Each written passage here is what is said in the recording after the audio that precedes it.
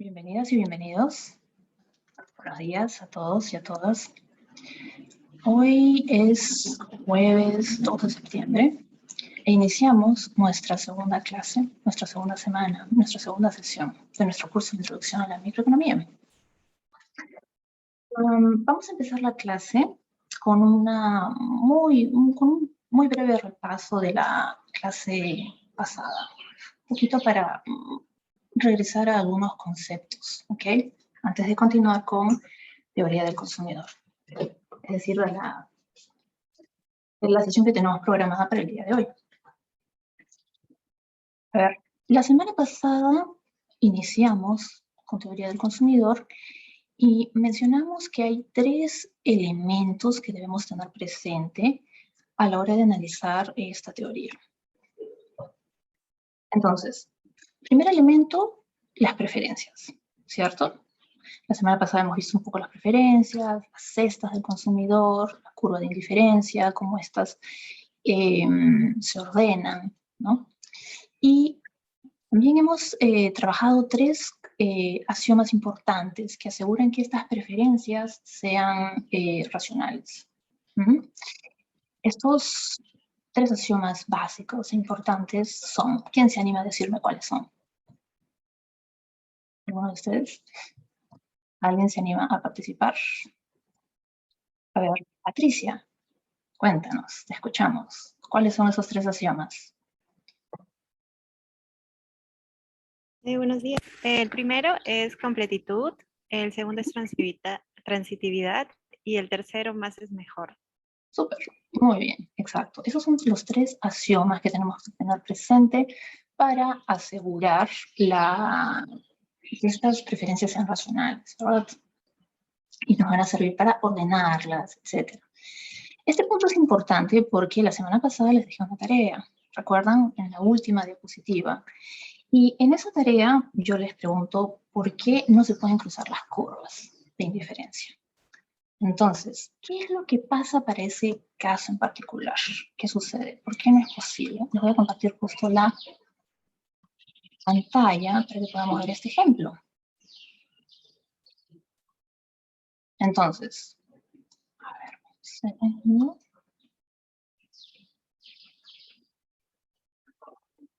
Entonces, acá tenemos nuestro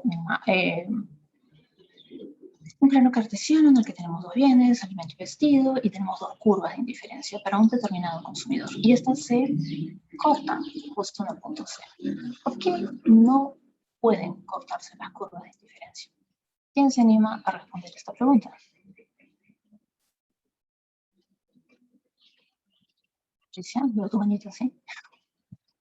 Que la dejaste de la pregunta cumpliría, yo creo que no se cumpliría el principio más es mejor, debido a que allí la canasta C sería igual a la B y por lo tanto también a la D. Entonces, la B y la D serían indiferentes, pero eso no sería cierto, puesto que el B tiene más y el D tiene menos. El B tiene más de alimentos y vestidos y el D tiene menos de alimentos y vestidos. Súper, muy bien. Gracias, Patricia. Hay algo muy importante aquí que deben de tomar en cuenta y es el supuesto de transitividad, ¿no? En este supuesto de transitividad, fíjense, si comparamos C con B, vamos a decir, están en una misma curva y por ende voy a ser indiferente entre C y B, ¿cierto? Ya, perfecto. Si hacemos este mismo ejercicio, pero comparamos la cesta C con la cesta D, las cuales están en la curva U sub 2, la curva verde, vamos a decir lo mismo. Es decir, que C es indiferente a D.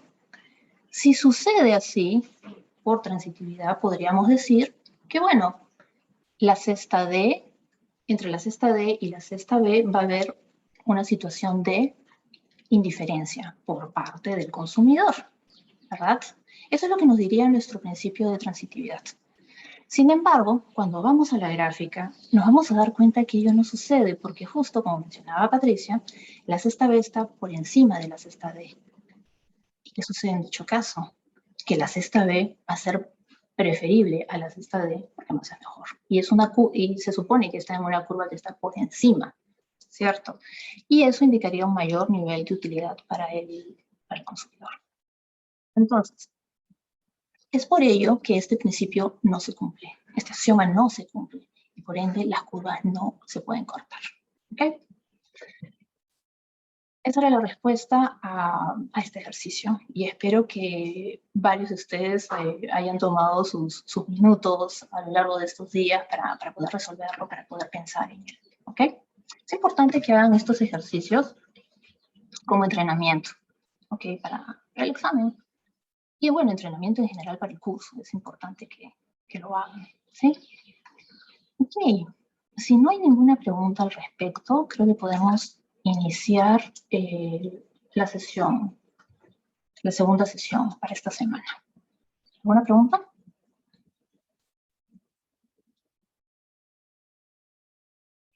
No hay preguntas, entonces empecemos. A ver, en esta segunda sesión vamos a trabajar los siguientes temas. Vamos a trabajar un poco la utilidad, la forma de las curvas de indiferencia.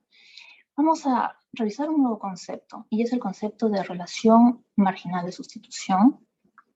Vamos a hablar un poco de otros tipos de bienes, como otras curvas de indiferencia, con otras formas. Y ello lo vamos a ver representado a través de los bienes sustitutos y los bienes complementarios. Vamos a hablar un poco más sobre la utilidad y la función de utilidad. Finalmente, vamos a trabajar el segundo elemento que les mencioné que es importante a tomar en cuenta a la hora de analizar la teoría del consumidor. Y ese elemento se refiere a los límites que enfrenta el individuo. Y ello lo vamos a ver a través de la restricción presupuestaria. Vamos a hablar sobre la recta presupuestaria y los efectos de variaciones tanto en la renta como en los precios de los bienes. ¿Okay? Entonces, iniciamos la sesión con la forma de las curvas de indiferencia. ¿Qué sucede a lo largo de una curva de indiferencia? En la clase pasada hemos mencionado varios puntos al respecto, ¿cierto? Por un lado, vamos a ver que una curva de indiferencia va a estar conformada por cestas, ¿verdad? Cestas de consumo. En nuestro plano de vestido y alimento, para hacer una simplificación, van a ser cestas que representan diferentes combinaciones de estos dos bienes. Y a lo largo de una misma curva de indiferencia hemos dicho también que el nivel de utilidad permanece constante. ¿Okay? El nivel de satisfacción, el nivel de bienestar va a ser el mismo. ¿Okay? A medida que hagamos un recorrido a lo largo de esa curva. Si deseamos incrementar ese nivel de utilidad, vamos a tener que saltar a otras curvas de indiferencia, ¿okay? En nuestro mapa, porque hemos también hablado del mapa de curvas de indiferencia y sabemos que un individuo podría tener un mapa con N curvas de indiferencia con diferentes niveles de satisfacción, diferentes niveles de utilidad.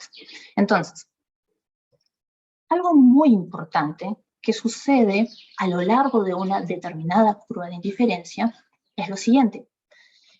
Cuando se reduce la cantidad del bien Y, se aumenta la cantidad del bien X y viceversa. ¿Qué nos indica esto?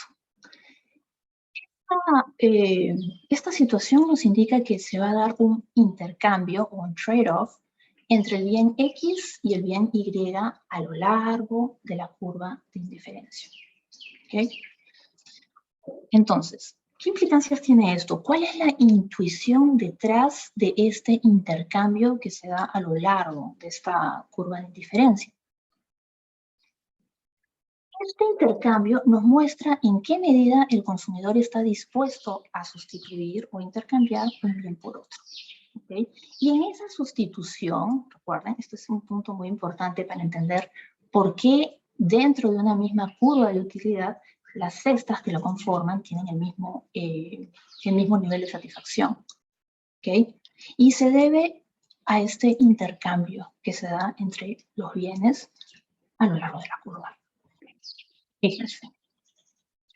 Es por ello que una curva de indiferencia va a tener una pendiente negativa. Segundo. Entonces, vamos a observar la siguiente curva de indiferencia en este gráfico. Tenemos esta curva roja y tenemos ciertos puntos definidos acá, cestas, ¿ok?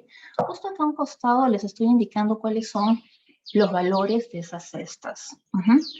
Nuevamente, vamos a continuar con el ejemplo de alimento en el eje X y vestido en el eje Y, ¿ok? Entonces, se observan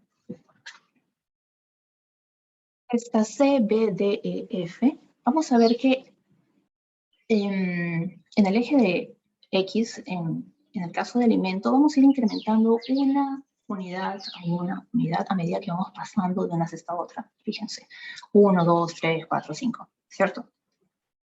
Clarísimo, ¿no? Ahora, fijémonos qué sucede con el bien vestido. Fíjense. Primero, tenemos una dotación igual a 16 unidades de vestido para la cesta C. Pero esta cantidad va a ir decreciendo. De 16 pasa a 10, luego a 6, a 4 y 3, a medida que vamos adquiriendo una unidad adicional de nuestro bien X. ¿Okay? Entonces, fíjense que va pasando esta situación de renuncia por tener una unidad adicional se va a dar del paso de la cesta C a la cesta B, y luego de la cesta B a la cesta D, y así sucesivamente. Y eso se va a dar a lo largo, ¿no? A medida que vamos descendiendo por esta curva. Ahora yo les pregunto, ¿qué observan en esos saltos que damos entre cestas para obtener una unidad adicional del bien X? Vamos a tener una renuncia, ¿cierto? Del bien Y. Pero esa renuncia, ¿qué observan en esa renuncia a medida que nos desplazamos a lo largo de la curva? ¿Qué perciben? ¿Qué ven? A ver, tenemos... Ajá, me dice Cristina. La renuncia cada vez es menor. Exacto. Esa renuncia es cada vez menor. Y es por eso que les he puesto las cestas, los valores de las cestas al costado y el gráfico, para que puedan verlo, ¿no? Y puedan digerirlo considerando ambos puntos. Por un lado, vemos que a medida que vamos adquiriendo una unidad adicional de X, vamos a renunciar a unidades de Y, pero también observamos que esta renuncia se va a hacer cada vez más pequeña, más pequeña y más pequeña. Fíjense, de nuestro paso de C a B, la renuncia es de 4 unidades de vestido, ¿cierto? Porque es primero 16 unidades y luego pasamos a 10 de vestido. Escucho, ¿alguien ha encendido su audio? Porque escucho un poquito de ruido de fondo. Me dice Patricia por interno, la sustitución está decreciendo. Sí, esa disposición por tener más unidades de X nos muestra que la renuncia por Y para tener más de X se va haciendo cada vez más pequeña. Eso, vamos a verlo un poquito con más detalle, nos muestra el intercambio que se da a lo largo de la curva y cada vez se hace más pequeña esa disposición. Ahora yo me atrevería a preguntarles a ustedes, ¿por qué creen que cada vez esa renuncia se hace más y más pequeña? ¿Cuál sería la intuición detrás de esa idea? Mauricio, te escuchamos. Porque a cada vez que tú consumes más de algo, si bien incrementa tu satisfacción, ese incremento va disminuyendo. La utilidad marginal, si es que el nombre me acuerdo. Exacto, gracias Mauricio. Ese es Álvaro Mauricio. Sí, ya te has adelantado un poquito con el tema de utilidad marginal, que eso lo vamos a ver más adelante. Sí, está relacionado ese concepto. No quiero que se confunda algo aquí, que es un punto importante. La utilidad a lo largo de una misma curva de indiferencia es constante. ¿Okay? Lo que va a ir cambiando es la utilidad marginal, como bien menciona Álvaro. Pero eso lo vamos a ver, como les he dicho, en las próximas clases. Entonces, ¿qué sucede? Mi disposición va a ir cambiando. ¿Por qué? Eso está relacionado con un concepto de abundancia. Cuando yo tengo demasiado de un bien, voy a querer tener más del otro bien. Pero a medida que mi dotación va cambiando, luego mi disposición va a ser, me voy a mostrar un poco más reticente a querer renunciar más de ese bien del que cada vez estoy perdiendo más y más. Fíjense, es por eso que en la cesta C, cuando tenemos esa combinación 1-16, es decir, 1 de alimento y 16 de vestido, ¿qué sucede? Tenemos una cantidad bárbara, por decirlo así, de vestido, contra una cantidad chiquitita de alimento, 1 versus 16, wow. Entonces, tenemos una situación en la que hay abundancia de vestido y tenemos poquitísimo de alimento. Entonces, ¿qué va a suceder ahí? Yo como individuo voy a estar dispuesto a sacrificar más unidades de vestido por tener una unidad adicional de alimento, ¿verdad? Va a ser mucho más atractivo para mí. Entonces, es por eso que al hacer esta transición de la cesta C a la cesta B, yo voy a renunciar a 4 unidades, fíjense, 4 unidades de vestido para tener una adicional de alimento. Por eso tenemos esta combinación en la cesta B igual a 2,10. ¿Ok? Ahora, voy a querer incrementar mi cantidad de alimento, porque sí, todavía tengo abundancia de vestido, pero ahora, fíjense en este paso que va a dar. De B a D. ¿Qué sucede? Voy a estar dispuesto a renunciar a 4 unidades para tener una adicional de D. Pero a medida que vamos a ir avanzando, vamos a ver lo siguiente, que en mi transición de D a E, ¿qué va a suceder ahí?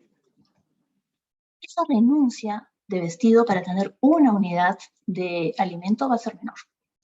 Ya no va a ser como en el caso anterior que eran 4 unidades, ahora estoy renunciando a menos, es decir, estoy pasando de 6 a 4 al hacer esta transición de la cesta D a la cesta E, por lo tanto van a ser 2 unidades menos. Y luego cuando yo decida pasar de la cesta E a la cesta F, esa renuncia va a ser menor incluso y va a ser igual a 1. ¿Por qué? Porque si se fijan, en la cesta E tenemos 4 unidades de vestido, mientras que en la cesta F vamos a tener 3 unidades de vestido para tener una unidad adicional de alimentos. A ver, vamos a ver las preguntas que tenemos aquí en el chat. Me dicen hay una renuncia. Se renuncia cada vez menos, exacto. Entonces, este concepto, esta idea que les estoy mostrando gráficamente y en las cestas de este intercambio, de esta renuncia de un bien para tener una unidad adicional del otro bien, la vamos a ver representada a través del concepto de relación marginal de sustitución. ¿Ok? Y tarán, acá está la relación marginal de sustitución. ¿Qué nos dice la relación marginal de sustitución? Cuantifica la cantidad de un bien que el consumidor está dispuesto a renunciar para tener una unidad adicional del otro bien. ¿Okay? Esa es la idea detrás de nuestra relación marginal de sustitución. Por ejemplo, si la relación marginal de sustitución es igual a 6, ¿qué nos dice ese valor? Ese valor nos indica que el consumidor va a renunciar a 6 unidades del bien Y para obtener una unidad adicional del bien X. ¿Ok? Entonces, un punto muy importante acá, para que no haya confusión más adelante. Tenemos que definir primero cuál será el bien que vamos a escoger para renunciar y cuál será el bien del que vamos a obtener una unidad adicional. Es por eso que en el ejemplo les muestro, ¿no? Tenemos en el eje X alimento y en el eje Y vamos a tener vestido. Y en el ejemplo anterior les estoy mencionando que voy renunciando a unidades de Y para tener más unidades de X. Entonces, cuando hablemos de relación marginal de sustitución, tenemos que definir qué bien de cuál de los bienes vamos a renunciar. Y en nuestro caso vamos a escoger renunciar, para explicar este concepto, del bien Y, ¿ok? Para obtener unidades adicionales del bien X. Esto, por favor, recuérdalo, es importante. Por ejemplo, cuando les haga alguna pregunta teórica en el examen, tenganlo presente, ¿sí? Bien X es el bien del que voy a renunciar, y el bien, bien Y, de este bien renuncio, y el bien X es el bien del cual voy a obtener una unidad adicional. ¿Ok? Cuando explique este concepto de relación marginal y sustitución. Entonces, acabo de mencionar esto. Este punto lo estoy acá repitiendo en la diapositiva. Entonces, un punto que les menciono. La relación marginal de sustitución corresponde a un punto cualquiera, ¿ya? Y es igual al valor absoluto de la pendiente de la curva de indiferencia, ¿ok? Esta es su formulita, ¿ok? ¿Qué significa esto? Delta Y no es más que la variación en la cantidad del bien Y, es decir, para nuestro ejemplo será vestido, mientras que la variación de X va a ser la variación de la cantidad del bien X. En nuestro caso va a ser alimento. Ahora, fíjense, como tiene pendiente negativa, vamos a tener un menos adelante, es decir, si va a ser negativo. Pero en el caso de esta formulita, vamos a poner un menos adelante para que se suprima el menos de la pendiente y así tener un valor positivo. ¿Ok? Solamente por eso que colocamos el negativo delante de esta variación de delta Y sobre la variación de X. ¿Ok? Entonces, nuevamente volvemos con este ejemplo que ya creo que lo he desglosado lo suficiente para que se pueda entender el concepto de sustitución, de intercambio entre estos dos bienes a lo largo de una determinada curva de indiferencia. ¿Hay alguna pregunta hasta este punto? ¿Alguien tiene alguna duda, alguna cuestión? ¿Se entiende claramente que es para mantener el mismo nivel de utilidad dentro de una curva de indiferencia? Es importante que se dé esta sustitución, la renuncia de un bien para tener un poco más del otro. ¿Queda claro este punto? ¿Sí? Aunque sea, pueden escribirme así por el chat, no hay problema.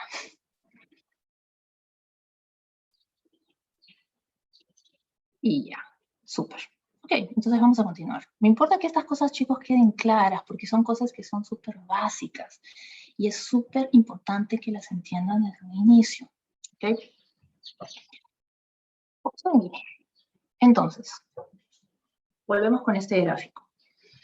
Estos valores se basan en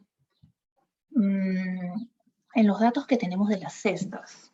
¿Okay? Los datos de las cestas están gráficamente acá, es decir, en los puntos C, B, D, E, F. Y nos muestran los valores de las relaciones marginales de sustitución, es decir, cómo se da esa sustitución al pasar de la cesta C a la cesta B para adquirir una unidad adicional del bien X. Entonces, ¿qué tenemos acá?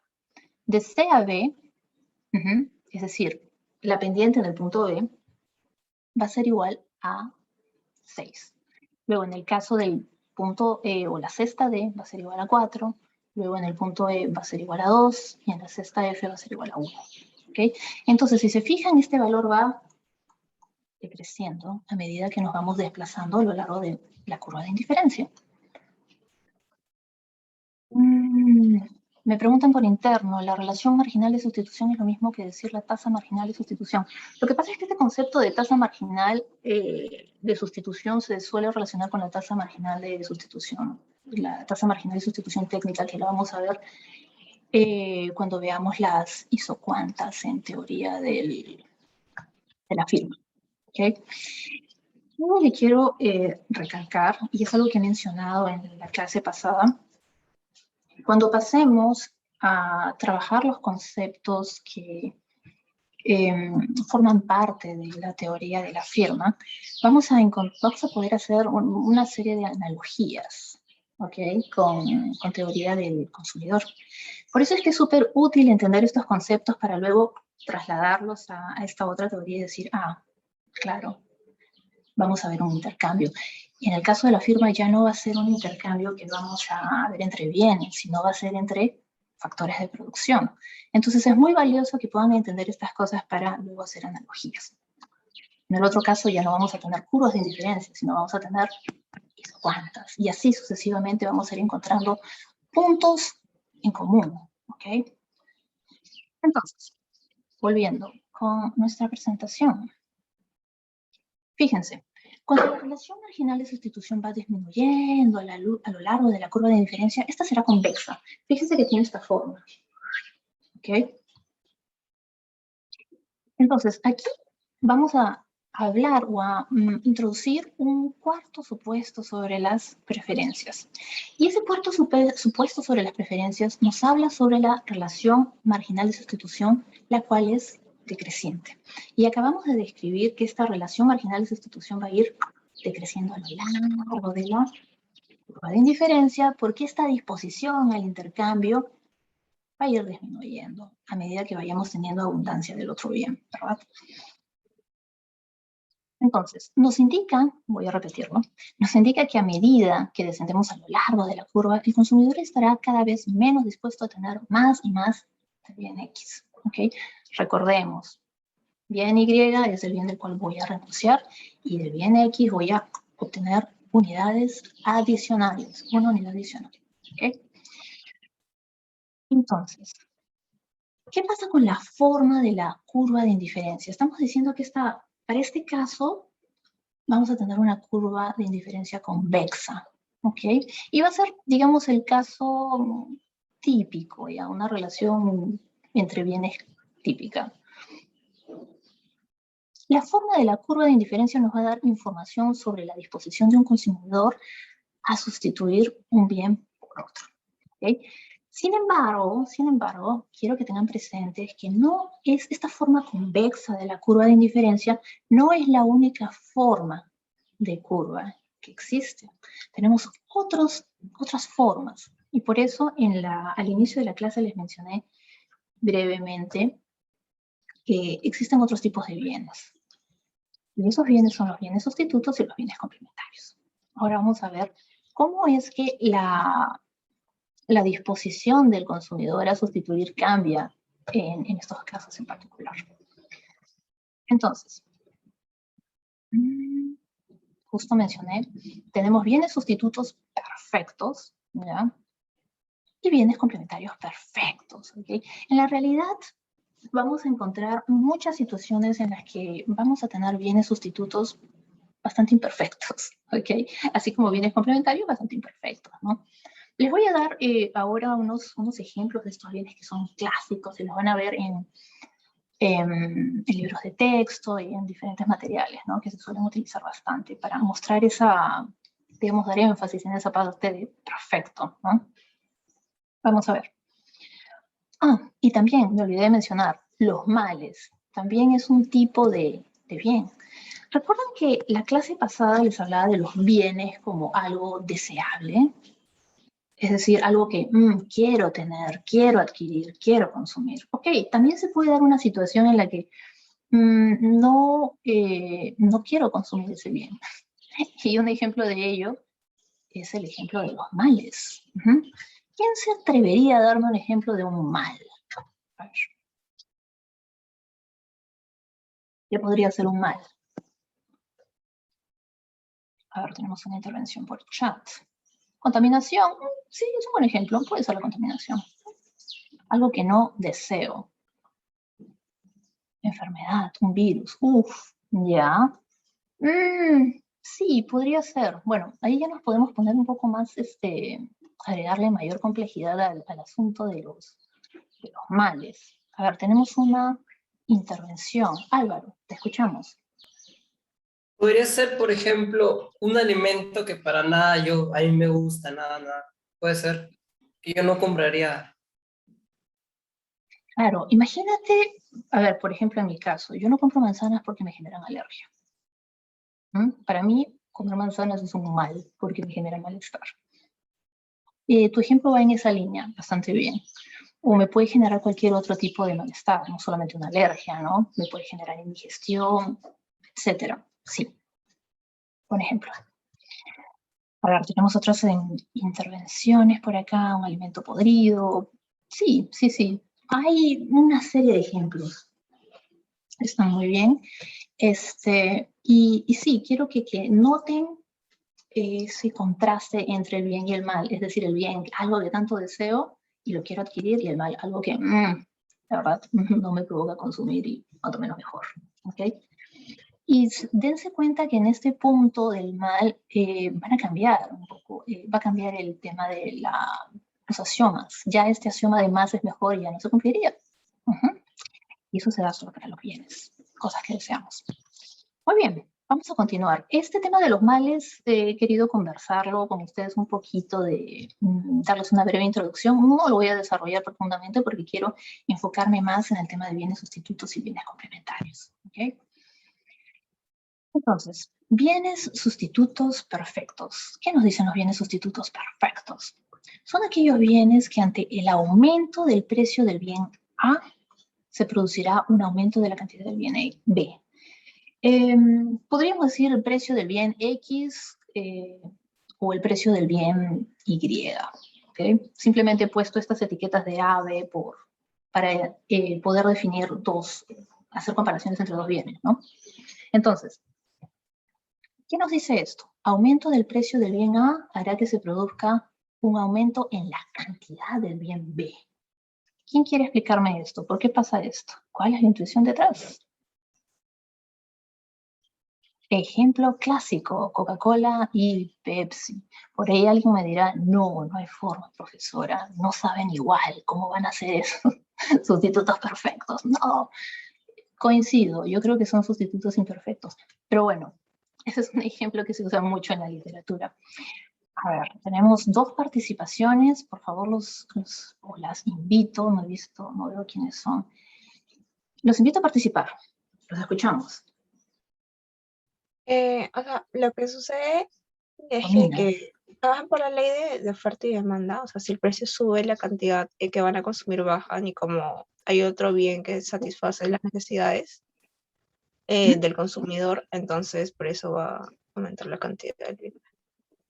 Claro, imagínense, ya, vamos a volver al ejemplo de la Coca-Cola y la Pepsi. Imagínense que la Coca, mi botella, no sé, ¿cuánto está? No consumo gaseosa, pero imaginemos que está 2 soles la Coca y la Pepsi están ahí, tienen el mismo precio. De repente la Coca se hace más cara y cuesta, no sé, 2 soles 50 la botella de medio litro, y la Pepsi permanece con el mismo precio. Entonces, al aumentar el precio de la Coca-Cola, como es la Pepsi su sustituto, yo voy a optar por consumir ese bien, el bien que es sustituto, que es más barato. Por eso la cantidad del bien B, es decir, de la Pepsi, va a aumentar. Esa es la intuición detrás. ¿Okay? Yo voy a sustituirlo y me voy a ir por el bien que está más barato. Al fin y al cabo, me dan el mismo nivel para mí son sustitutos, entonces voy a optar por eso. Y es por eso que se da esta situación. ¿Okay? Aumento del precio de uno hará que aumente la cantidad consumida del otro. Otros ejemplos que podrían darme sobre bienes sustitutos. ¿Quién se anima? No tienen que ser perfectos. En la realidad hay muchos sustitutos imperfectos. A ver, vamos a ver. En el chat nos comentan miel y azúcar. Sí, vale. Bien. Pollo y carne, té, café. Sí, así es. Efectivamente. Tenemos una manito por acá. Fabián, te escuchamos. Sí, profesora. ¿Podrían ser los combustibles fósiles? Porque tengo entendido de que hay, por ejemplo, gasolina, hay diésel y hay, creo que gas comprimido hay también hay, que es el GNC. Claro. Pero, por ejemplo, los 3 varían de precio. Claro. Casi siempre. Entonces, ¿eso podría ser también? Hasta cierto punto sí, y claro, ahí encajarían en la definición de imperfecto, porque también tendríamos que ver si el aparato que estás utilizando y para el cual vas a necesitar ese tipo de energía es compatible con los supuestos sustitutos. Entonces hay que tomar en cuenta esos detalles, pero en líneas generales sí funcionarían como sustitutos. Ok. Ahora, me ponen por interno manteca y mantequilla, no es así pecana, ácida gasolina. Sí, todos esos ejemplos son válidos totalmente. Fósforos y encendedor, me comentan. Sí, podrían ser también un ejemplo de sustituto imperfecto. ¿Ok? Entonces, a fin de cuentas, en la realidad, tenemos muchísimos casos de sustitución imperfecta. ¿Ok? Ahora, volviendo un poco con el tema de relación marginal de sustitución. ¿Qué pasa con la relación marginal de sustitución? Con ese trade-off, con ese intercambio que se da, que hemos discutido hace un momento, ese intercambio que se da a lo largo de la curva de indiferencia. ¿Qué pasa en el caso de los bienes sustitutos? ¿Qué sucederá? Que va a ser constante a lo largo de la curva de indiferencia. ¿Qué quiere decir eso en términos gráficos? Esto. Que las curvas de indiferencia para bienes sustitutos van a ser líneas rectas, como pueden apreciar en este caso. Acá estamos utilizando el ejemplo jugo de naranja versus jugo de manzana. Y estas rectas azules van a representar el mapa de curvas de indiferencia para estos dos bienes, para un determinado individuo. ¿Okay? Para este determinado individuo, el jugo de naranja es un sustituto del jugo de manzana. Entonces no se hace mayor problema en intercambiarlos, sustituirlos, si es que, por ejemplo, existiera una variación en el precio, etcétera, ¿no? Entonces, la relación marginal de sustitución va a ser constante, en este caso, a diferencia que en el caso anterior, que vamos a tener curvas convexas. Esta va a permanecer constante, la RMS, a lo largo de las curvas de indiferencia, o en este caso estas rectas, ¿no? Ahora, ¿qué sucede en el caso de los bienes complementarios perfectos? Este tipo de bienes se consumen de manera conjunta y en una misma proporción. Y solo habrán mejoras en la satisfacción si hay un aumento que sea proporcional en ambos bienes. ¿Okay? Entonces, ¿qué sucede para este caso en particular? Ante el aumento del precio de uno de los bienes, se producirá una disminución en la cantidad del otro. Fíjense que es un efecto distinto al efecto que sucede cuando se incrementa el precio de uno de los bienes en el caso de los bienes sustitutos, ¿verdad? Y esto se da por la forma como se consumen estos bienes. Es decir, los vamos consumiendo en dotaciones, en cantidades fijas. Vamos a ver ejemplos en un momento sobre bienes complementarios. Clásico, ejemplo. Clásico y extremo. Zapato izquierdo y zapato derecho. Ustedes me dirán, pero profesora, a ver, en las tiendas no te venden un zapato izquierdo y luego compras uno derecho. Sí, yo sé, yo lo entiendo muy bien. Pero es un caso extremo para poder mostrar, ilustrar al estudiante cómo es que el consumo de estos bienes se tiene que dar en proporciones fijas, ¿no? Por ejemplo, la combinación 1-1, es decir, un zapato derecho, un zapato izquierdo, súper, funciona, ¿verdad? Necesitamos un zapato derecho y un zapato izquierdo para poder salir y caminar y hacer nuestras actividades en la calle, ¿no? Fuera. Pero imagínense una combinación, un zapato derecho y dos zapatos izquierdos. O sea, ¿qué te haces con eso? ¿Me entiendes? No hay forma, ¿no? No necesito un zapato extra, ¿no? Del otro lado. Tiene que ser sí o sí esta combinación 1-1. Pero imaginemos otra situación. Dos zapatos izquierdos, dos zapatos derechos. O sea, dos juegos de zapatos, súper, también. Tres juegos de zapatos, súper. Cuatro juegos de zapatos, también. Genial. Entonces, ¿qué va a pasar por ello con las curvas de indiferencia? Las curvas de indiferencia van a tener forma de ángulo recto. Ahora les voy a mostrar. ¿Y cómo será la RMS en este caso? Fíjense, en este plano vamos a tener zapato derecho en el eje de las X y zapato izquierdo en el eje de las ordenadas, Y. ¿Ok? Fíjense en estos puntos. Estos puntos son combinaciones, ¿ok? Combinaciones de zapato derecho con zapato izquierdo, que son las combinaciones que vamos a consumir, ¿ok? Y que tienen sentido para nosotros. Como justo les mencionaba, tener un zapato derecho y un zapato izquierdo, súper. Pero tener más, imagínense, estar por este punto no tiene ningún sentido, ¿verdad? Igual va a pasar con la siguiente curva, con una mayor cantidad de zapato derecho.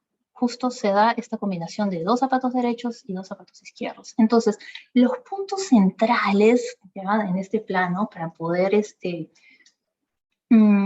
consumir nuestros bienes complementarios, ¿ok? Van a ser estos puntos, porque estos puntos van a representar esas dotaciones, ¿verdad? Esas dotaciones de un bien y del otro. No más de uno, no menos del otro. Es justo una dotación que necesitamos para poder satisfacer nuestras necesidades. Es por eso que este ejemplo del zapato es gracioso, es extremo, pero nos permite entender eso. Ahora, me ponen por interno un ejemplo, la camiseta y el short de un uniforme. Exacto, sí, eso es un buen ejemplo también. Ese tipo de combinaciones en las que acompañamos un bien con otro bien, nos van a mostrar ejemplos de bienes complementarios. Hay N ejemplos en la vida real y muchos de ellos pueden ser imperfectos. Por ejemplo, para algunos de ustedes, saber qué combinación de bienes podría funcionar con esta relación de complementariedad. ¿Quién se anima a darme ejemplos? Cepillo y pasta de dientes, me dicen por interno, sí, también es una combinación. Necesitamos el cepillo y la pasta de dientes para poder trabajar. Monitor y CPU, café y azúcar, me ponen laptop y cargador, así es. Todas esas relaciones nos muestran complementariedades en nuestro cotidiano. Entonces, recuerden, estos puntos son los puntos centrales acá. Ahora yo les dejo una tareita. Esa tareita es la siguiente. La relación marginal de sustitución va a ser igual a 0 a lo largo de este tramo de la curva de indiferencia de un bien complementario, mientras que estas rectas verticales van a tener relaciones marginales de sustitución infinitas. La pregunta acá es, ¿cuál es la intuición detrás de ello? ¿Qué nos dice eso? ¿Por qué la RMS es igual a 0 en esa tramo horizontal y por qué la RMS es infinita en ese tramo vertical? Esa es una tarea que les dejo para que piensen y puedan explorar cuál es la intuición detrás de esto. ¿Ok? Recuerden que los puntos relevantes van a ser estos puntitos negros, ¿no? Donde vamos a tener esas combinaciones fijas entre estos dos bienes, ¿ok? Eso es lo central aquí. Muy bien.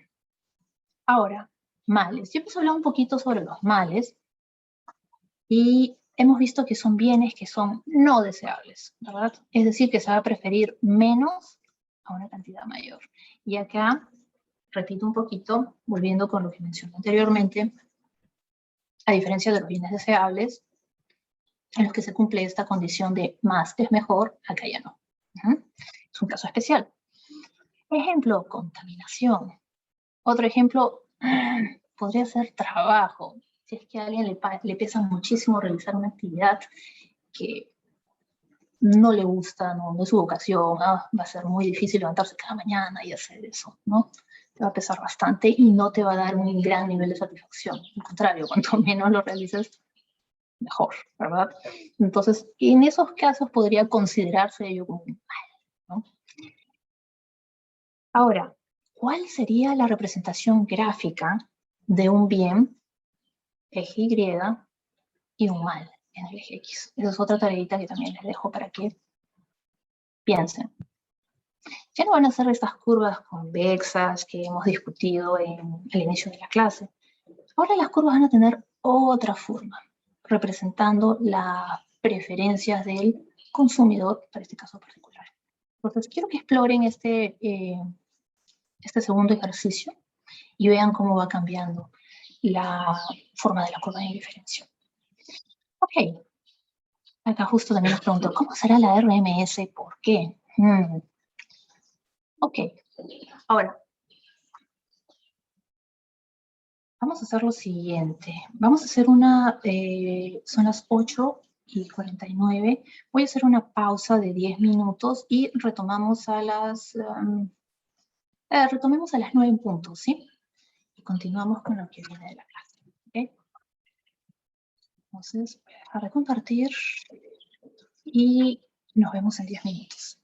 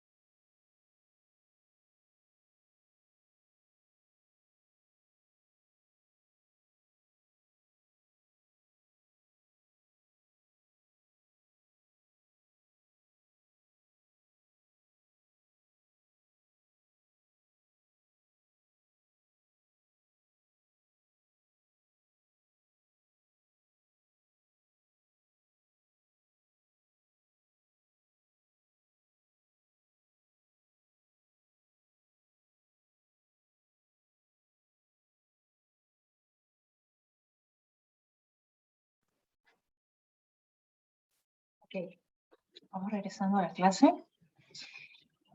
Vamos a continuar.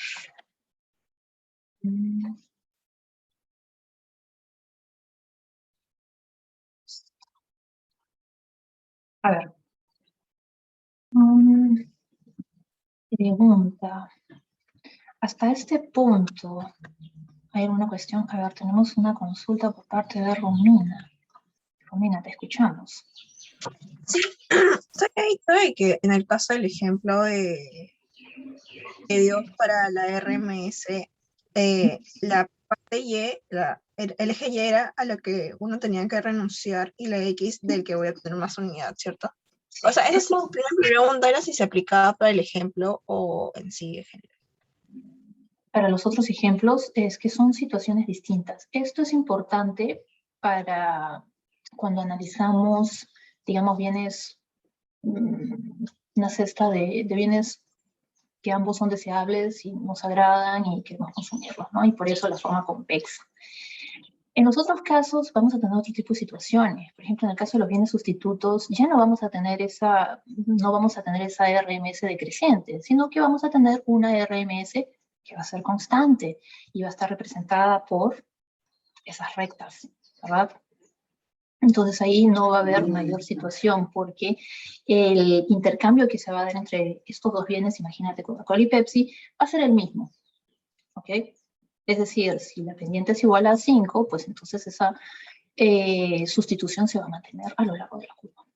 En este caso, a lo largo de la recta. Y así, eso va a ir cambiando según la relación de los bienes. No va a ser lo mismo, por ejemplo, para el caso de los complementarios o para el caso de los males. Por eso justo en el caso de los bienes complementarios les dije que lo central iban a ser estas dotaciones, ¿no? Estos puntos, los que nos muestran una combinación determinada que da un nivel de satisfacción al consumidor o al individuo. Cosa muy distinta, por ejemplo, en el caso de los bienes sustitutos o los bienes normales que vemos en curvas convexas, ¿no? Eso. Entonces, nuevamente, un poquito para cerrar este punto, esta renuncia del bien Y para tener una unidad adicional del bien X lo vamos a ver en el caso de curvas de indiferencia convexas. ¿Okay? Es un tipo de un tipo de curva de indiferencia, una forma de representar preferencias. ¿Ok? Eso. ¿Quedó clara esta pregunta? ¿Perdón? Ah, no, le agradecía por la respuesta. Ya. No te he escuchado, se escuchó un poco distorsionado. Ok, listo, Romina. Gracias por tu pregunta. Continuamos entonces. Si es que no hay ninguna pregunta hasta ahora, vamos a pasar a la parte de la utilidad del consumidor. ¿Okay? Entonces, okay. Ahora, ¿qué pasa con la utilidad del consumidor? Hemos hablado que tenemos mapas de curvas de indiferencia y a medida que las curvas de indiferencia se van desplazando en dirección opuesta al origen, los niveles de utilidad, los niveles de satisfacción, de bienestar para el individuo van a ser mucho más elevados, mucho más altos. Eso es lo que sabemos hasta ahora, ¿verdad? Ahora, ¿qué nos dice la utilidad? La utilidad la podríamos definir como una puntuación numérica que representa la satisfacción o el bienestar que obtiene el consumidor de una cesta de mercado dada. Recordemos que esa cesta forma parte de alguna curva de indiferencia, ¿verdad? Y las curvas de indiferencia son conjuntos de cestas. ¿Okay? Ahora, es de esta forma que nosotros podemos describir las preferencias del consumidor, asignando una puntuación a cada nivel de satisfacción correspondiente a cada curva de indiferencia. Este punto es interesante y también hay que entenderlo. No importa que lo entiendan porque es más bien como una ayuda para nosotros a la hora de resolver ejercicios, el asignarle digamos, un número a una curva de indiferencia determinada para indicar que su utilidad es igual a tanto, imaginemos 50, 100, 200, lo que sea, ¿ok? Con respecto a otras curvas. Pero ese valor no es que realmente signifique algo, sino simplemente nos permite ordenar las curvas. Imagínense, no sé, es un poco extraño, ¿no? Imagínense plantearlo en la vida real, ¿no? ¿Cómo responderían a la pregunta, ¿qué utilidad te da consumir, no sé, pues imaginemos una combinación de bienes, ¿no? Alimento y vestido. 50, ¿no? Imagínense que respondan eso, dicen, 50, ¿50 qué? Raro, ¿verdad? Entonces, es muy difícil poder describir eso de esa forma, ¿cierto? Como una subasta mental, me ponen. Son cosas muy abstractas, ¿ok? Intentas responder, me da esta utilidad. Tú puedes decir, me encanta esto, me gusta un poco menos, un poco más, pero poder decir algo más, cuantificar eso, realmente es difícil, ¿no? Y más compararlo con otras personas, o sea, es algo que no se da.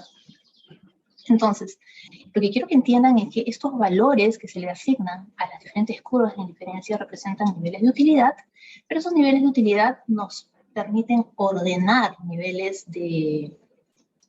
diferentes niveles de satisfacción, nada más. ¿Ok? Ahora, un punto acá. Vamos a utilizar la palabra utilidad como sinónimo de bienestar y satisfacción. ¿Ok? Para que quede claro este punto. Si yo hablo de bienestar, me estoy refiriendo tanto a satisfacción como utilidad, o sea, son sinónimos. Los vamos a utilizar de esa forma, sinónimos. Ahora, la función de utilidad del consumidor. ¿Qué pasa aquí? Va a ser una fórmula que asigne un nivel de utilidad a cada cesta del mercado y va a estar representada por esta función de X e Y. Vamos a ver con ejemplos con más detalle cómo podemos utilizar esta fórmula para poder representar diferentes niveles de utilidad. Entonces, ello nos va a suministrar información sobre las preferencias dentro de un mapa de curvas de indiferencia, ordenando en función de sus diferentes niveles de satisfacción.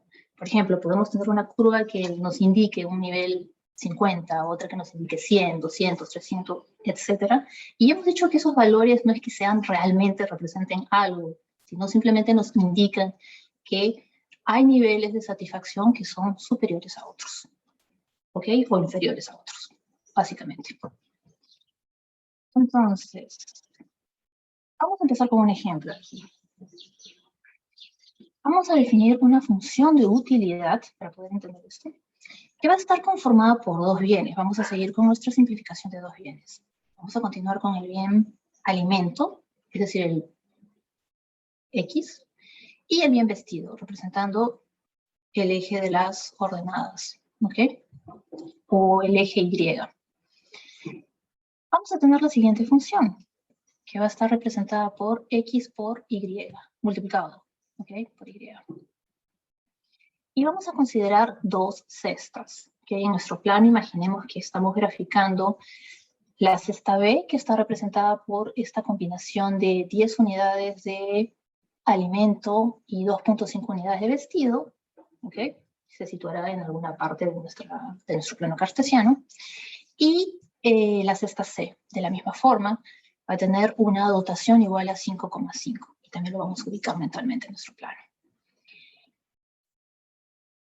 ¿Qué va a suceder si nosotras utilizamos esta información y la reemplazamos en la función de utilidad con la forma que he propuesto? Es decir, X multiplicado por Y. ¿Qué va a suceder? Si multiplicamos 10 por 2.5, y si multiplicamos 5 por 5, ¿qué vamos a tener? Van a ser iguales, exacto. Vamos a tener por resultado un nivel de utilidad igual a 25, tanto para la cesta B como para la cesta C. ¿Y eso qué nos indica? Si tienen el mismo nivel de utilidad. ¿Qué va a pasar con mis preferencias? ¿Qué podemos decir del consumidor? ¿Cómo se siente el consumidor con respecto a estas dos cestas que le generan el mismo nivel de satisfacción? ¿Qué nos dice ello? ¿Qué va a ser indiferente? ¿Es diferente? Sí, por favor. No, decía de que era indiferente. Sí, gracias. No te escuché. Se escucha un poco distorsionado, por eso pensé que me estabas diciendo otra cosa y me quedé ahí expectante. Ok. Entonces sí, me mencionan, por interno me dicen, es indiferente, es indiferente, es indiferente, indiferencia. Exacto. Van a ser, el consumidor va a ser indiferente entre estas dos cestas porque le reportan el mismo nivel de satisfacción a la hora que introducimos estos números, estos valores en la función de utilidad. ¿Ok? Sencillo. Ok. Ahora, vamos a, ya lo acabamos de decir, ahora vamos a ver qué sucede con la cesta E, la cual tiene una dotación, una combinación de bienes igual a 10,10. 10 unidades de alimento, 10 unidades de vestido. ¿Qué sucede en este caso? Al reemplazar estos valores en la función de utilidad, vamos a tener un valor igual a 100. ¿Y eso qué nos indica? Con respecto a las cestas que hemos evaluado anteriormente, la cesta B y la cesta C. Esto nos indica que con la cesta E vamos a tener un nivel de utilidad mayor, ¿ok? Igual a 100, comparado con el nivel de utilidad igual a 25 en los casos anteriores. Y por ende, esta cesta E va a ser mucho más atractiva, ¿verdad? Porque genera mayor utilidad. Y sí, efectivamente, habrá preferencia por la cesta E, ¿ok? Entonces, ya lo acabamos de decir, ahora vamos a continuar con el ejemplo 1. Fíjense, en este gráfico vamos a representar un mapa de curvas de indiferencia. Lo he puesto con distintos colores, pero bueno, bien podrían ser del mismo color. Acá lo importante es que se fijen que la curva U sub 1 tiene un nivel igual a 25, la curva U sub 2 va a tener un nivel igual a 50, y la curva de indiferencia U sub 3 un nivel igual a 100. Entonces, justo en la U sub 1 vamos a tener estos puntos que hemos calculado, o mejor dicho, vamos a ubicar dentro de esta curva de indiferencia las cestas B y C. Fíjense con sus valores 5,5 y 10,5. Y en la curva de indiferencia U sub 3 con un nivel de satisfacción igual a 100 vamos a tener justo el punto E. ¿Sí? Y este punto es el 10,10. Esta es la representación gráfica de este pequeño ejercicio que acabamos de hacer a la hora de reemplazar los valores de estas cestas en la función, para ver qué niveles de satisfacción, qué niveles de utilidad nos reporta. Ahora, como he mencionado anteriormente, estos números asignados a estas curvas con respecto a los niveles de satisfacción, los niveles de utilidad, son solamente números asignados con un fin práctico, para que podamos ordenar, ¿ok? Y sí, la función de utilidad es una forma de ordenar cestas de mercado. Y esta magnitud, ¿ya? La magnitud de la diferencia de la utilidad entre estas dos cestas, no es que nos diga realmente, ¿no? Lo que les mencionaba, 50, 100, no, es simplemente para poder ordenar, porque no podemos medir objetivamente la satisfacción de una persona. Es eso. Bueno, continuamos. Ahora, hemos cerrado esta parte con respecto a la utilidad, la función de utilidad. Ahora vamos a pasar al segundo elemento que he mencionado al inicio de la clase sobre la teoría del consumidor, y es sobre los límites que debe enfrentar el individuo. Y esto es representado a través de la restricción presupuestaria. ¿Qué nos dice la restricción presupuestaria? Es aquella restricción a la que se enfrenta el consumidor como resultado de tener una renta ilimitada. ¿Recuerdan la semana pasada que justo les mencionaba, bueno, si estoy asalariado voy a recibir un sueldo, un salario todos los meses, y ese va a ser mi límite de consumo. Si me paso, bueno, no va a ser posible porque estamos considerando un mundo en el que no hay crédito y estos valores, este tipo de variables, ¿no? Entonces, mi límite va a ser mi salario. O si soy independiente, igual, a pesar de tener independencia, voy a, quizás sí, de hecho que sí, mis ingresos podrían fluctuar en los meses, a lo largo de los meses, pero van a estar acotados dentro de cierto rango. ¿Ok? Entonces, eso también va a representar un límite para el individuo, para el consumidor. Entonces, vamos a trabajar ese punto a partir de este momento. La recta presupuestaria. Este concepto es bastante importante y nos va a permitir representar esta restricción que enfrenta el consumidor. Ya hemos visto nuestras curvas de indiferencia, ¿verdad? Y estas curvas de indiferencia nos representan las preferencias. Ahora estamos introduciendo este segundo elemento. Y nos representa todas las combinaciones de bienes con las que la cantidad total de dinero gastado es igual a la renta, a lo que percibe mensualmente el individuo, como quieran llamarle. ¿Ok? Y va a estar representada por la siguiente formulación. Fíjense. Precio del bien X multiplicado por la cantidad consumida del bien X, sumado esto a el precio del bien Y multiplicado por la cantidad consumida del bien Y, van a ser iguales a la renta, al ingreso del consumidor. Esto representa la recta presupuestaria y es el límite que enfrenta el consumidor. Ahora, acá justo esto que les acabo de mencionar de la etiqueta de cada una de las variables de esta recta presupuestaria las describo justo acá, para que se pueda entender. Entonces, fíjense que este consumidor va a destinar todo su ingreso, puede ser semanal, mensual, anual, en el consumo de estos dos bienes. En la realidad sabemos que los consumidores adquieren una diversidad de bienes, pero solamente estamos considerando estos dos bienes por simplificación. ¿Okay?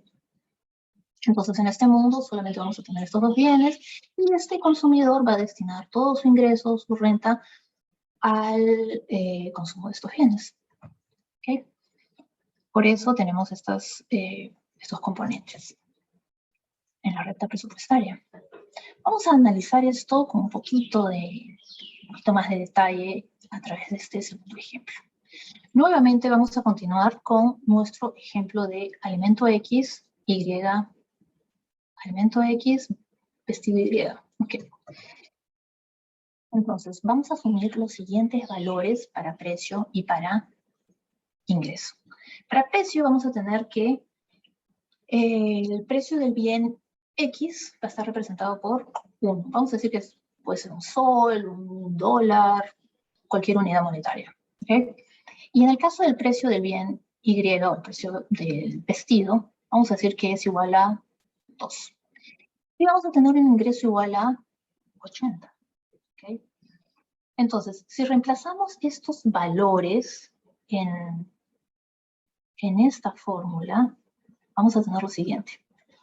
Muy sencillo, lo único que hemos hecho es reemplazar precio de X justo acá, en este primer elemento, precio de Y justo acá en este elemento, y en el segundo simplemente hemos reemplazado el valor de la renta del ingreso, y es igual a 80. Entonces vamos a tener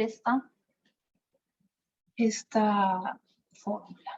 X más 2Y es igual a 80 y es la recta presupuestaria considerando estos valores. Obviamente estos valores van a cambiar de ejercicio en ejercicio, podemos tener otros precios, otras rentas y por ende los valores de la recta van a cambiar.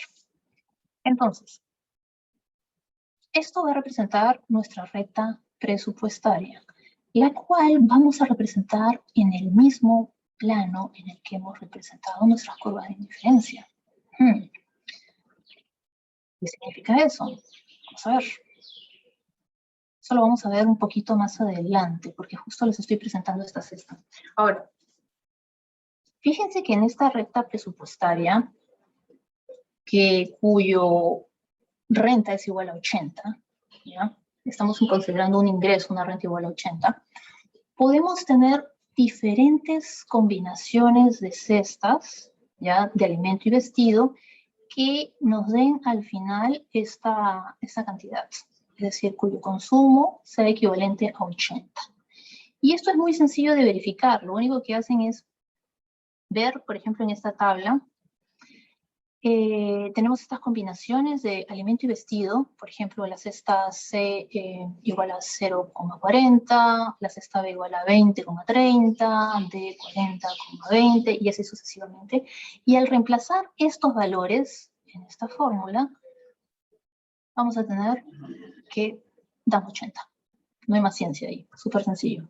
¿Ok? Fíjense, reemplazando acá, multiplicando precio por cantidad, pin. En este caso de la cesta C igual a 0 más el precio del vestido 2 por 40, caramba, me da 80. Y así podemos encontrar otras combinaciones que nos den exacto este valor de la renta total del individuo.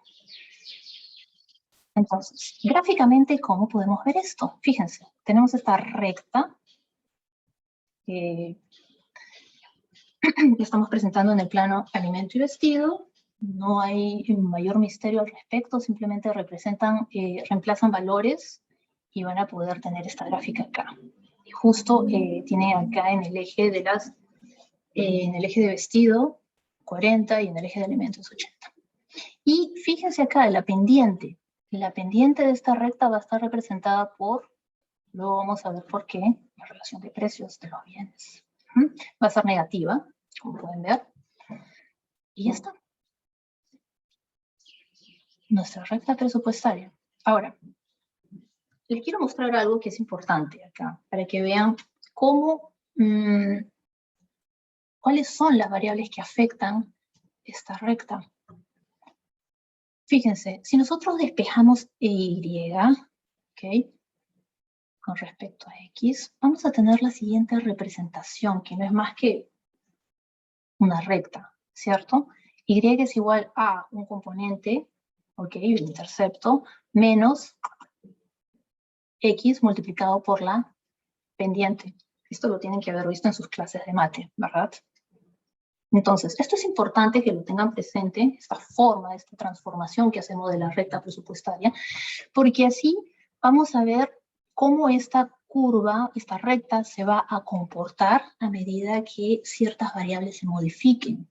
Y cuando me refiero a ciertas variables que se modifiquen, me refiero a cuando se modifique el ingreso, cuando se modifique el precio de Y, cuando cambie el precio de X, porque justo en esta representación estamos viendo que depende de estas variables. ¿Ok? Entonces, en nuestro ejemplo, vamos a volver a nuestro ejemplo X más 2Y igual a 80. Si despejamos en esos términos, despejamos Y, vamos a tener lo siguiente. Y va a ser igual a 40 menos X sobre 2. ¿Qué nos dice esto? ¿Cuál va a ser la pendiente de esta recta? ¿Cuál va a ser el valor de la pendiente de esta recta? ¿Quién me responde esa pregunta? No, tenemos por el chat. Exacto, menos un medio, así es. Menos un medio, lo vemos ahí, justo ahí, al costado del X, exacto. Menos un medio es una recta negativa, sí, exacto. Es una recta con pendiente negativa y eso lo estamos viendo gráficamente. Y fíjense en este detalle, en este punto, es un medio. Si vemos la representación que estamos haciendo justo acá, la que está justo en el rectángulo negro, nos indica que la pendiente de esta recta es la relación de precios, PX sobre PY, ¿verdad? Por dato, he mencionado anteriormente que PX es igual a 1 y que PY, o sea, el precio de Y es igual a 2. Si observamos utilizando este ejemplo concreto, con estos números concretos, vamos a ver que efectivamente la pendiente va a ser igual a un medio, es decir, la relación de precios. ¿Okay? Igual, para el caso del intercepto, si dividimos el valor del ingreso, que en este caso es igual a 80, lo dividimos entre el precio del bien Y, 80 sobre 2, vamos a tener este intercepto igual a 40. ¿Okay? Entonces, sí, fíjense, en esta formulación que está en el rectángulo negro, si se modifica el ingreso, nuestra recta presupuestaria se va a ver afectada en este componente, ¿ok? Si se modifica el precio del bien X, ¿qué va a suceder? Entonces, ¿qué componente se va a ver modificado en nuestra recta presupuestaria? Acá lo estamos viendo expresado en esta formulación.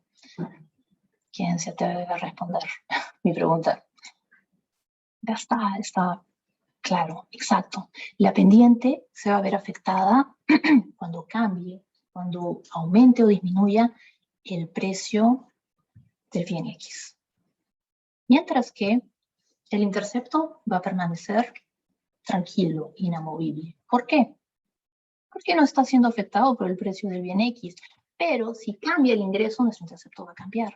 Pero nuestra pendiente no, porque no vemos ingreso que sea parte de la pendiente, ¿verdad?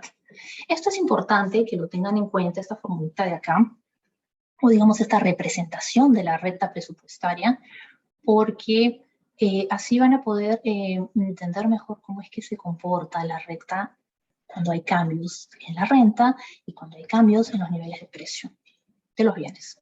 Eso lo vamos a ver pronto, en las próximas diapositivas. Entonces, utilizando el ejemplo anterior, vamos a tener la siguiente representación de la recta presupuestaria. Y es igual a 40 menos X sobre 2. ¿Ok? O X multiplicado por un medio. ¿Ok? Ahora, la pendiente de la recta presupuestaria, hemos dicho, va a ser igual a la relación de precios. ¿Cuál es negativo? ¿Por qué? Porque la pendiente es negativa, ¿no? Ahora, lo importante aquí es la magnitud, el tamaño, el valor de esa pendiente, ¿ok?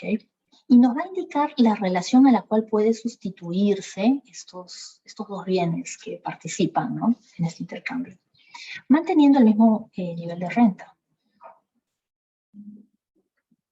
Entonces, un segundo, ¿qué pasó acá? Eso ya lo sabemos. Entonces, para este caso en particular sabemos que la pendiente es igual a un medio. Y ese un medio se traduce en lo siguiente.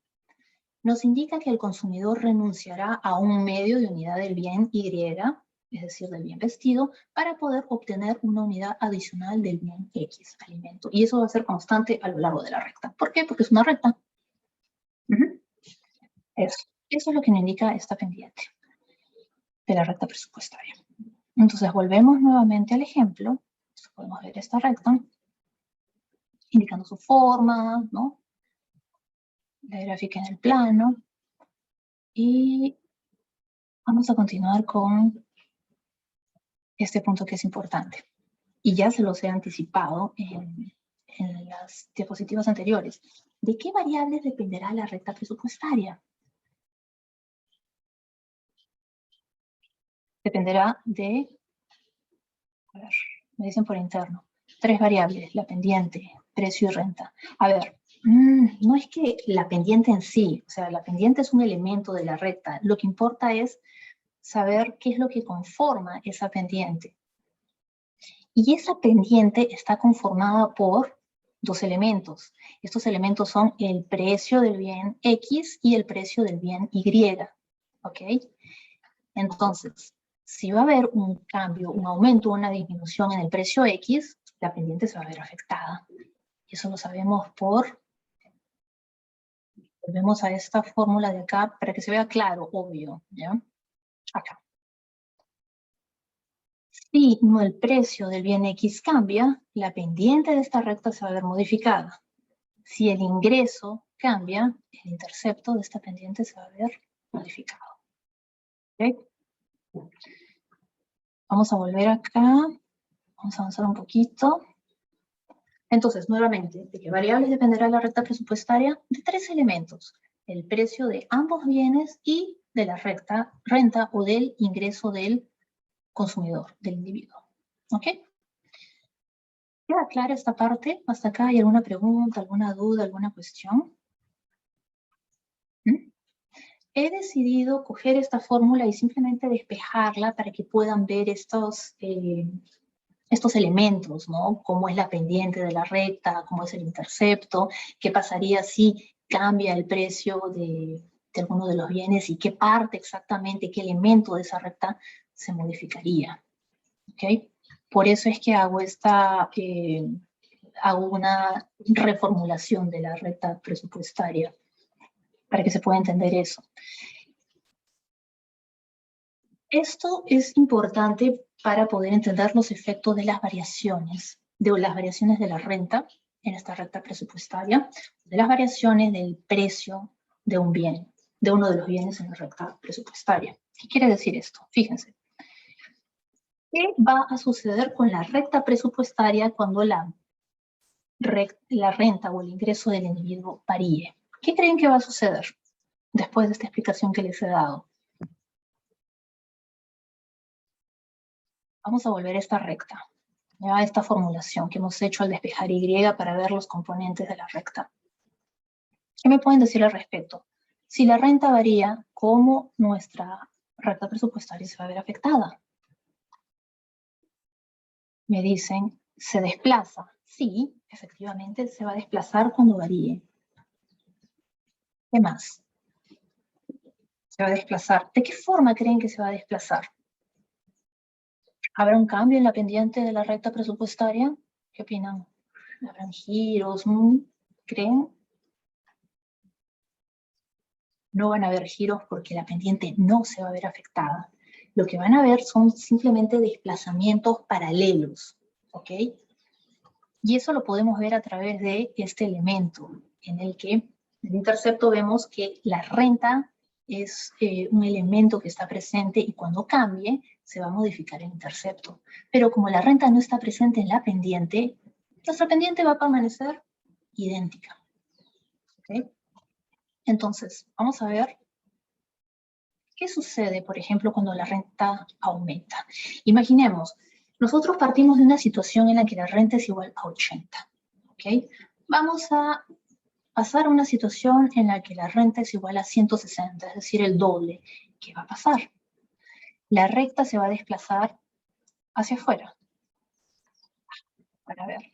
Si ustedes simplemente hacen el ejercicio de en la recta presupuestaria reemplazan el ingreso igual a 160, van a poder graficar esta nueva recta y comprobar lo que les estoy diciendo. ¿Ok? Ahora, ¿qué va a suceder si, por ejemplo, en lugar de incrementarse la renta, esta renta disminuye? Es decir, en lugar de dar ese salto que ha dado hace un momento a 160, ahora va a retroceder y este ingreso va a ser igual a 40. ¿Qué va a suceder entonces con nuestra recta presupuestaria? Nuestra recta se va a desplazar hacia dentro. Y vamos a tener una nueva recta presupuestaria que va a estar hacia el origen. Fíjense. Nuevamente, en ambos casos, tanto de aumento como disminución de la renta, la pendiente no se ve modificada. Solamente vemos desplazamientos paralelos, nada más. ¿Ok? Y eso lo hemos visto a través de la fórmula, ¿verdad? La forma como he reordenado la recta presupuestaria. Vemos que como el ingreso no forma parte de la pendiente no se va a ver modificada. ¿Ok? Solo el intercepto. Y vamos a tener estos cambios. ¿Alguna pregunta hasta acá? Les sugiero que, para que puedan comprobar estas cosas, puedan trabajar reemplazando estos números en la ecuación y simplemente graficarlos. Y puedan decir, sí, efectivamente está sucediendo esto. Yo acá lo que les estoy mostrando es cómo es que estos cambios afectan los diferentes componentes de la recta presupuestaria. Entonces, en el caso de una variación de la renta, como no afecta, como la renta no es parte de la pendiente de esta recta, simplemente vamos a tener desplazamientos paralelos. No hay un cambio ahí en cuanto a pendiente, solamente el intercepto va a cambiar. ¿Ok? ¿Queda claro hasta acá? Entonces, ante aumentos, desplazamientos hacia fuera. Caso contrario, cuando la renta disminuye, desplazamientos hacia dentro. Es decir, se va comprimiendo, se va haciendo más pequeña. Y lo podemos ver gráficamente de esa forma. ¿Alguna pregunta hasta acá? Nuevamente regreso. ¿Ha quedado claro este punto? ¿No hay ninguna duda? ¿O quieren tiempo para digerirlo? Díganme algo. Podrían comentarme algo a través del chat, no sé. ¿Sí? ¿Ok? Ya. Ok. Por favor, si hay dudas, podemos regresar al punto. Estoy yo acá, así que aprovechemos la clase sincrónica, ¿sí? Para que estas cosas queden lo más claro posibles. ¿Ya? Entonces, esto que les acabo de describir es lo que sucede con respecto a la renta.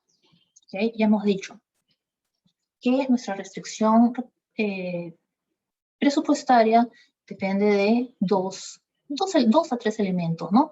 La renta y el precio de los dos bienes, ¿verdad? El precio del bien X y el precio del bien Y. Y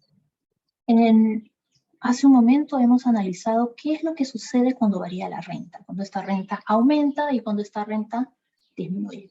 Ahora vamos a proceder a... bueno, acá les estoy poniendo un resumen, bien me adelantado un poco. Ante un aumento de la renta, ya hemos visto los desplazamientos que se dan de manera paralela, y lo mismo con la reducción, pero con respecto al origen, ¿no? Hacia el origen. Ok, entonces, variaciones del precio del bien X. ¿Qué va a pasar cuando el precio del bien X cambie? ¿Cómo va a afectar una modificación en el precio del bien X nuestra restricción presupuestaria, nuestra recta presupuestaria? ¿Cómo va a afectarla? ¿Qué me dicen? La recta gira. Ya, me dicen por interno, pero ¿qué más? Justo estoy colocando acá nuestra formulación para que veamos los elementos que afectan nuestra recta presupuestaria. Si el precio del bien X se modifica, ¿qué elemento se va a ver afectado? Me dicen por interno, la recta será más vertical. No es que sea, ahorita no he dicho o no he mencionado explícitamente la dirección del efecto, simplemente he dicho variación. Entonces sí, por interno me dicen, la pendiente se va a ver afectada, efectivamente. La pendiente se va a ver afectada. La pendiente aumentará o disminuirá, así es, correcto. ¿Por qué? Porque de acuerdo a esta formulación tenemos que la pendiente está representada por la relación de precios de ambos bienes. PX sobre PY. Precio del bien X sobre el precio del bien Y. Entonces, ante un cambio de estos elementos del precio, la pendiente se va a ver modificada. Nada más. ¿Ok? Nada más. Ahora, me dicen, en torno al eje del bien que cambia el precio. Entonces, vamos a ver qué sucede gráficamente. Estamos regresando a nuestra recta. Acá está la misma recta representada. Ahora, asumamos que el precio del bien X va a aumentar. ¿Qué nos dice nuestra intuición si es que el precio de un bien aumenta? ¿Qué va a pasar? ¿Qué nos va a suceder a nosotros como consumidores? Utilicemos nuestra intuición, chicos, a ver. ¿Qué va a pasar?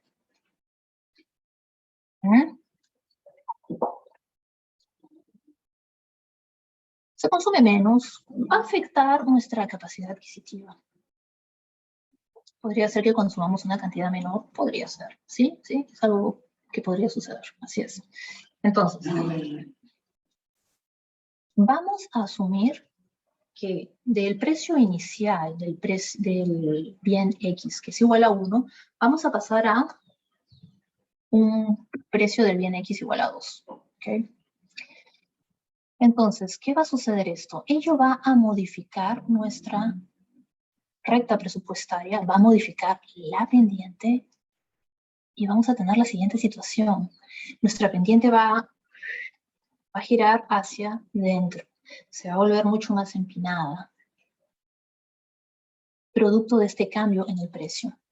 Lo único que tienen que hacer acá, en este punto, es reemplazar estos valores en la ecuación y van a ver que esta pendiente ya no va a ser menos un medio. ¿Cuál va a ser nuestra nueva pendiente? Va a ser nuestra nueva pendiente. ¿Quién se anima a participar? Es muy sencillo. Exacto, va a ser igual a menos 1. Nuestra pendiente va a ser igual a menos 1 y por ende vamos a tener un desplazamiento en nuestra pendiente, pero a nivel, perdón, de nuestra recta, pero a nivel pendiente, es decir, va a girar hacia adentro. Mostrándonos la nueva pendiente, es decir, hemos pasado de menos 0.5 a menos 1, perdón. Esto nos ilustra un cambio en el poder adquisitivo del consumidor. Es decir, ese poder adquisitivo se va a ver mermado, reducido, afectado.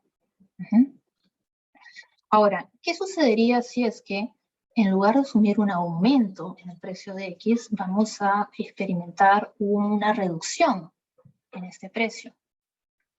¿Qué va a suceder con la recta presupuestaria? Va a cambiar, va a tener un nuevo giro, ¿verdad? Imaginemos que ahora el precio del bien X ya no es 1, sino va a ser 0.5, es decir, se reduce. ¿Qué va a suceder? Nuestra recta va a girar hacia fuera, producto de este cambio en la pendiente. Y vamos a tener la siguiente situación. Fíjense, vamos a tener este cambio, como un bracito que se desplaza hacia afuera, y en el otro caso, hacia adentro. ¿Okay? Entonces, en el caso particular en el que el precio del bien X disminuye, en este momento se va a dar hacia afuera. Es decir, la pendiente se va a volver un poco más plana. Y pasamos de una pendiente igual a 0.5, pasamos a una de 1/4, ¿cierto? De 1/2 a 1/4. Eso es lo que vemos cuando sucede esto. ¿Y qué va a suceder con el poder adquisitivo del consumidor? Este poder adquisitivo del consumidor se va a incrementar. Y podemos verlo, ¿no? Gráficamente a través de ese cambio en la pendiente, y vemos que está abarcando más área, ¿cierto? En nuestro plano. Ya. El hecho de abarcar más área nos muestra ese cambio en el poder adquisitivo del consumidor, producto de esta reducción del precio del bien X. ¿Okay? Listo. Ahora, en resumen, ¿ya? En resumen, aumento del precio del bien X, nuestra recta girará hacia adentro, reflejando el cambio en la pendiente, y ante una reducción del precio del bien X, la recta girará hacia afuera, reflejando el cambio en la pendiente. ¿Okay? Estos cambios los invito a explorarlos, ¿no? Reemplazando los números en la recta, para que puedan ver efectivamente y cotejar, esto sucede. A veces las cosas, estas representaciones, ¿no? Cuando les muestran los gráficos y demás, lo dices, lo ves así, no te termina de convencer, pero cuando empiezas a jugar con los números, eso te ayuda a sentar tus ideas. Entonces, les recomiendo que hagan el ejercicio y lo prueben si es que todavía estos conceptos no están así del todo claros, para que lo puedan comprobar. ¿Ok? Entonces, tercer caso, hemos visto que la recta presupuestaria está conformada, hay 3 elementos, ¿no? Que la pueden modificar.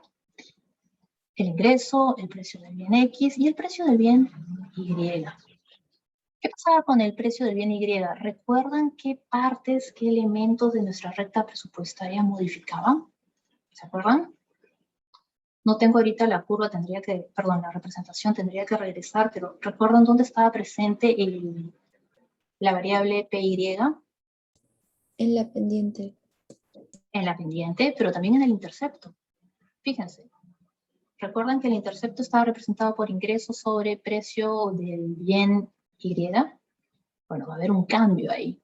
Entonces ahí yo los invito a explorar este ejemplo y me digan qué es lo que sucede con la recta presupuestaria cuando varía el precio del bien Y. ¿Cómo es que nuestra recta va a cambiar? Ya hemos visto, va a cambiar el intercepto y va a cambiar la pendiente. ¿Ok? ¿Y qué sucedería si es que ambos precios se modifican? Ustedes pueden escoger la situación de, bueno, uno baja, otro sube y viceversa. Pueden hacer combinaciones para explorar qué resultados se podrían desprender de estos cambios. ¿Ok? Listo. Eso ha sido todo por hoy. Si es que no hay ninguna pregunta hasta acá, si existe alguna otra pregunta, no sé, sobre el curso en general, los invito a formularla en estos momentos. Cuéntenme. ¿Alguna duda? ¿Todo claro? ¿Mm?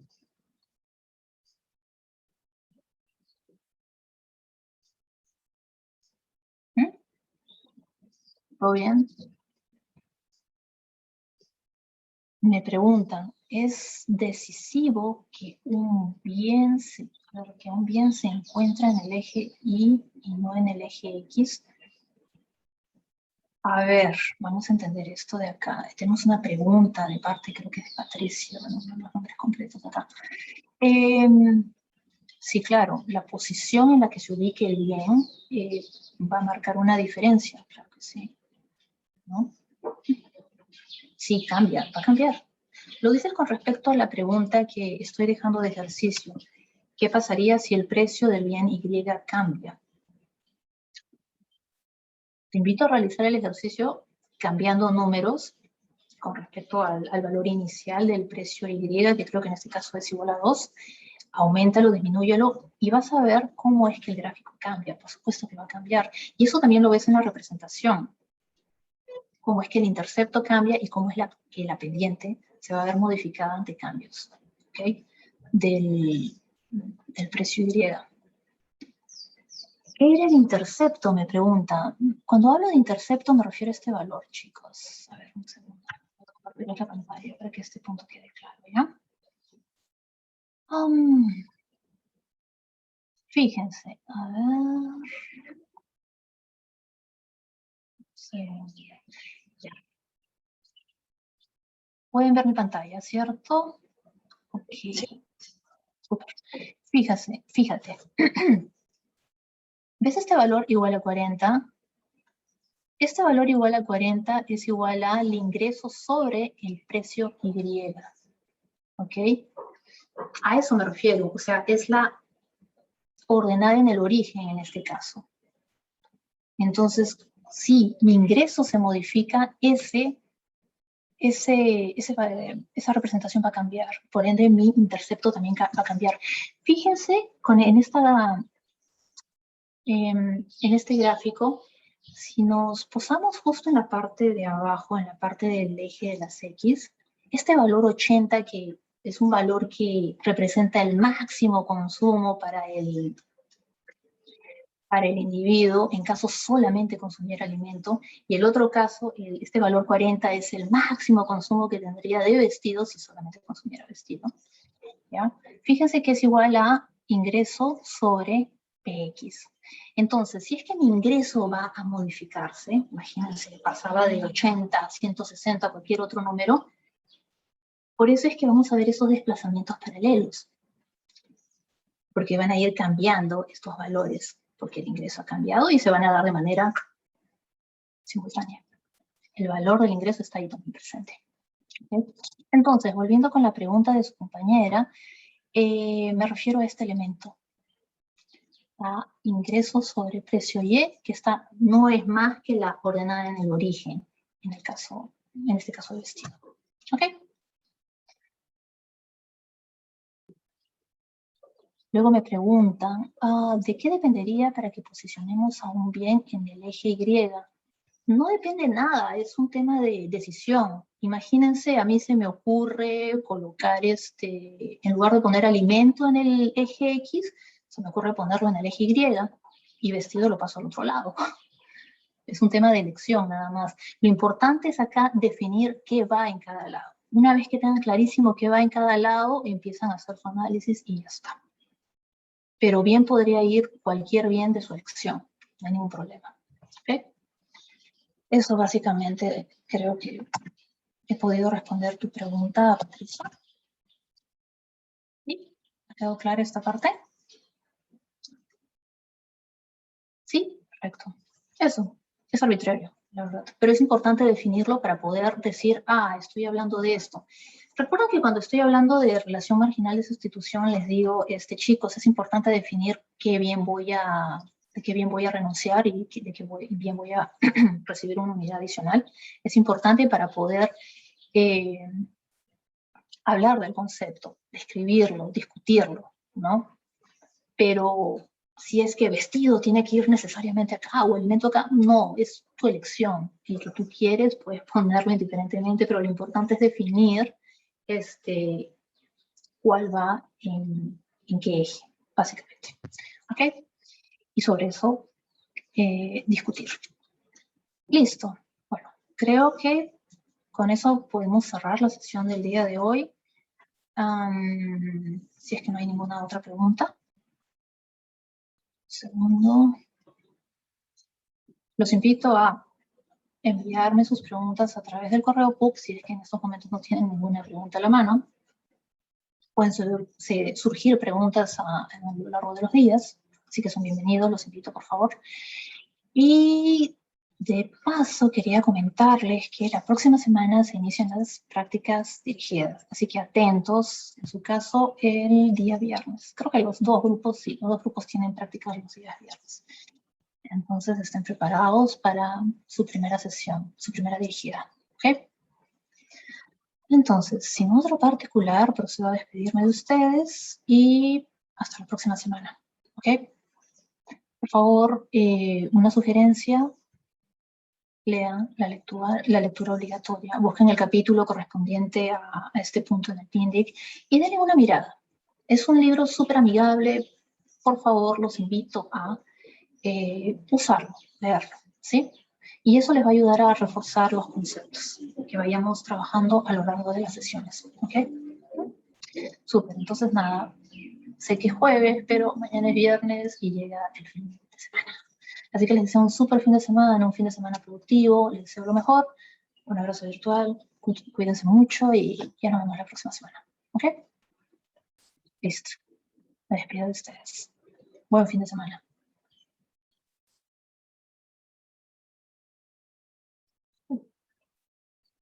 Muchas gracias, profesora. Cuídese. Igualmente, cuídense. Gracias, profesora. Hasta luego. Hasta luego.